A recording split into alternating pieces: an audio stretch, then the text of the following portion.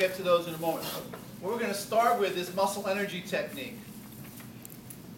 Muscle energy, in PT terms, is nothing more than taking a joint to its restrictive barrier and doing a PNF, hold, relax. Simple as that. Chiropractors have capitalized on this, and they have called it post-isometric relaxation. They call it PIR. The osteopaths, going back with Mitchell Sr. in the 50s, called this muscle energy technique. It's using muscle to address dysfunction in the musculoskeletal system. And for the most part, there are some exceptions, for the most part, they use it as a hold relax type procedure, based upon the neurologic principle of autogenic inhibition. Is everybody clear about that? What autogenic inhibition is? So if I want to get more extension at my elbow, which muscle do I contract as per this principle? The biceps. If I want to get knee extension, as per autogenic inhibition, what muscle do I contract? My hamstrings, right?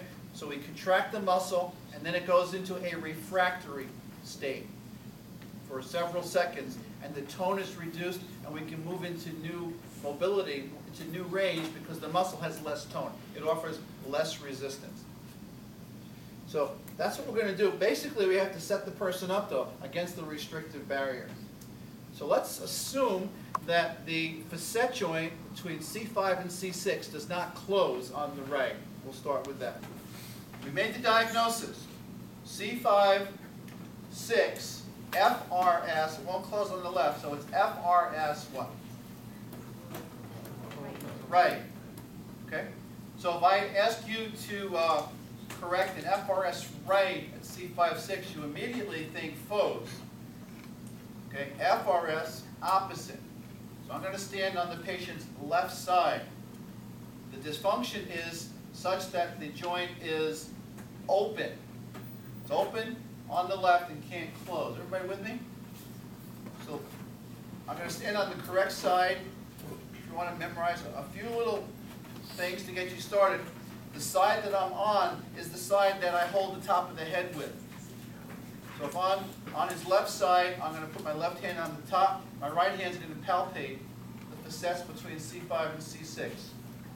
So I'm between the upper trap and the SCM in that fascial plane that gives me access to the facets.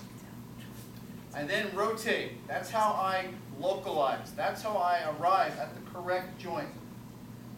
Localization is extremely important. I'm going to rotate until I feel movement just arrive. And then I'm going to bring him back towards the left ear to the feather edge. What's the feather edge? Feather is light until I just start to feel the beginning, the first sense of movement arriving. So I take him back towards his left ear. I'm trying to close 5 on 6 until motion just arrives. Less is more. 5.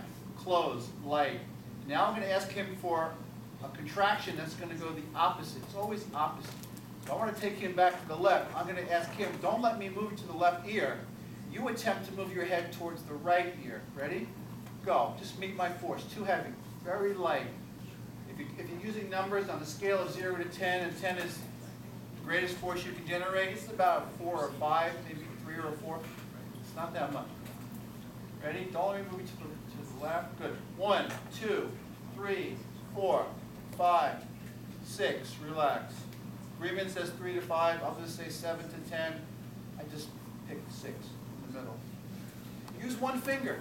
If you're too heavy-handed, just get used to just being really light. Hold. Don't let me move you. Go. Don't let me move to the left. 2 fingers. Very light. Relax. Let the muscle tone drop down, decrease, and then go into the, no rotation yet. It's a tilt to the left. Good. Do that 2 to 3 times. Again, I'm going to try to move you to the left. Don't let me do that. Ready? Go. 1, 2, 3, 4, 5, 6. Relax. Let it go. Let it go. Let all the tension go. Good. And I reposition to the new barrier. These joints are very, very sensitive. Now, there might be an underlying derangement, which we'll talk about. if there's an FRS right, what is the most likely derangement that will exist at C5-6? Posterolateral is the most common. Okay, we'll talk about that. Posterolateral left or posterolateral right? Right. Posterolateral left. FRS right, he's going to be open on the left. The disc will tend to migrate out the open side. Which comes first, the FRS or the bulging disc? Chicken or egg, we don't know. So we try to treat the segment, we close the facet. If it's more of a disc presentation with radiculopathy, I may choose to do some McKenzie, but there are different ways of achieving the same thing. Okay? Now, I go back and I reassess. Feels better, but yet I'm not home yet. I may 1, 2 times just do this. I get to a point and I say, you know, it just feels like there might be a little issue in the joint. It's not just muscle, but there may be something within the joint that's a little stiff, a little stuck. So I want to get into a mold now. So I'm going to do a grade 1 and a grade 2. So I'm going to monitor, localize, I'm on the facets, and I do a grade 1. Very, very small amplitude. Grade 2, mid-range and back. No, there's no stretching here. I don't need to block anything because I'm not hitting the barrier, remember? Now the reactivity is pretty good, so he's recovered from whatever injury he had. Pain is a lot less, but there's still stiffness there. I want to work this thing completely out. I now want to go against the barrier. I'm going to do a grade 3. To do a grade 3 at C5-6, which vertebra do I have to hold? Got to hold 6. If I don't hold 6, what is 6 going to do? All right, so where were we? Grade 3. So now I have to hold 6. So I hold 6. So I drop down from the facet, get on the pillar, and now I take him to the barrier and halfway back. And if I want to do a grade 4, I go to the barrier, small amplitude.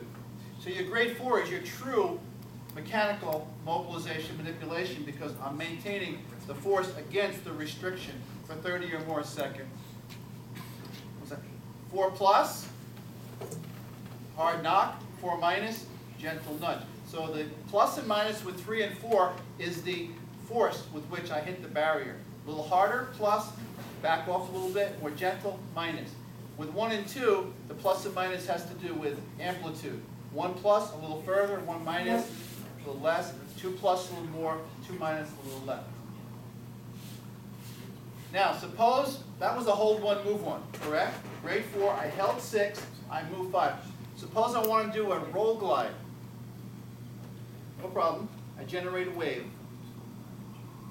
Down to 5-6. I now get on 6 like I'm going to block it.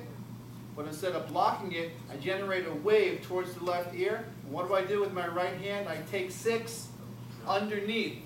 In which direction? Right, forward, left. It's always at a right angle to the wave. So if the wave is coming back towards me, towards the left ear, 6 is going to go towards the right ear, under the wave. And there's my roll glide. I can grade my roll glide 1 through 4 by grading the motion of 6. So now it's this hand, a little bit of wave, but now it's grade 1, grade 2, grade 3, and grade 4. That's a nice way to treat this segment. That's really how it functions in normal mechanics. There's the roll of 5 and there's the glide of 6 getting out of the way. You don't want to move the head too much. Then they get a little bit nauseous. Too much motion on that. A little bit of motion and a little bit more on the glide part. I wouldn't want to like do this kind of motion. All right? So let's do that. Let's correct with MET.